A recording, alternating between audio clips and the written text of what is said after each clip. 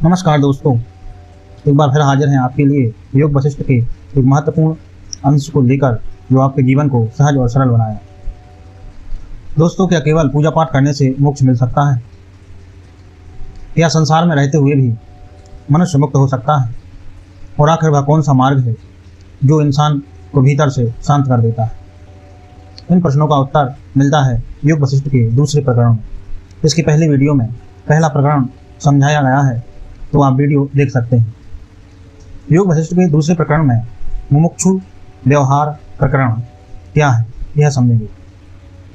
मुमुक्षु अर्थात वह व्यक्ति जो सच में मुक्ति चाहता है। आज की इस वीडियो में हम जानेंगे मोक्ष चाहने वाली व्यक्ति के लक्षण, मन को शांत करने का रहस्य और क्यों अधिकतर लोग सत्य के पास पहुंचकर भी भटक जाते हैं।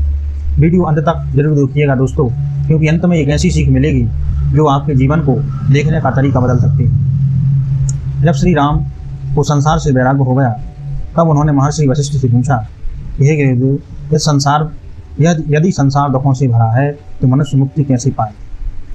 तब वशिष्ठ मुस्कुराए और बोले, राम, मुक्ति बाहर नहीं, मन की अवस्था है। उन्होंने कहा, जिस मनुष्य के भीतर सत्य को जानने की तीव्र इच्छा जाग जाए वही मुमुक्षु कहलाता है।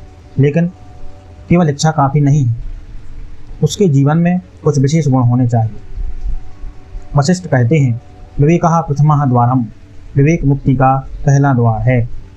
विवेक यानी सही और गलत का ज्ञान दोस्तों, स्थायी और अस्थायी का ज्ञान।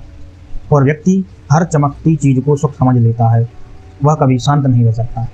जो व्यक्ति हर चमकती चीज को सुख समझ लेता है वह कभी शांत नहीं रह सकता। उसे लगता है कि पैसा मिल जाए तो सुख मिलेगा, प्रसिद्धि मिल जाए तो शांति मिलेगी, लोग तारीफ करें तो जीवन सफल हो जाएगा। लेकिन कुछ समय बाद वही चीज़ें बोझ बन जाती हैं। विवेक हमें यह समझाता है जो बदल जाए वह सत्य नहीं हो सकता। वशिष्ठ कहते हैं, वैराग्यमेव अभयम, वैराग्य ही निर्भयता पैदा करता है। जिस व्यक्ति का मन संसार से चिपका हुआ है वह हमेशा डरता रहता है। धन चला गया तो क्या करेंगे, लोग छोड़ गए तो क्या करेंगे, सम्मान खत्म हो गया तो क्या होगा। लेकिन जिसने समझ लिया कि संसार बदलने वाला है वह भीतर से शांत हो जाता है। दोस्तों, वैराग्य का अर्थ भागना नहीं है, वैराग्य का अर्थ है संसार में रहो लेकिन उसके गुलाम मत बनो। राम ने पूछा, मनुष्य सही मार्ग पर कैसे टिके? तब गुरु वशिष्ठ बोले, सत्संगम परमागति ही, सत्संग ही सर्वोच्च मार्ग है। मनुष्य जिस संगति में रहता है वैसा ही बन जाता है। यदि वह लोभ, क्रोध, अहंकार से भरे लोगों के बीच रहेगा तो उसका मन भी वैसा ही हो जाएगा। लेकिन यही वह ज्ञान, शांति और सत्य की बातें सुनेगा तो धीरे धीरे उसका मन बदलने लगेगा। आज के समय में सत्संग केवल संतों के पास बैठना नहीं है, अच्छी किताबें, सच्चा ज्ञान और सकारात्मक विचार भी सत्संग हैं। मुनि वशिष्ठ कहते हैं, शांतम मनः मोक्ष कारणम, शांत मन ही मोक्ष का कारण है।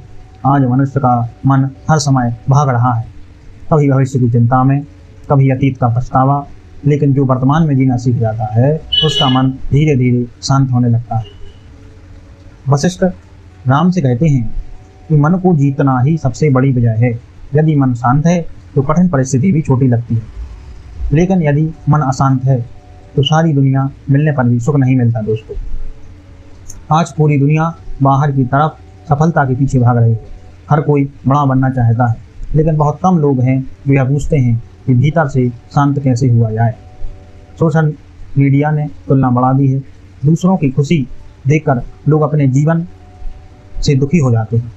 लेकिन मुनि वशिष्ठ कहते हैं, जो स्वयं को जान लेता है उसे किसी से तुलना करने की जरूरत नहीं है। सच्ची सफलता भीतर की शांति है।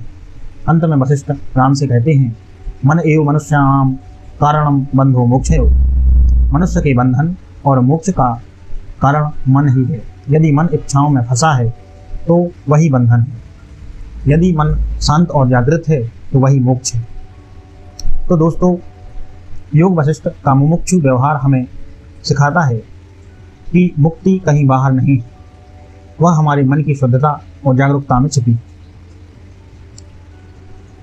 दोस्तों, यह प्रश्न है कि आज के समय में योग वशिष्ठ ग्रंथ से हम क्या सीख सकते हैं।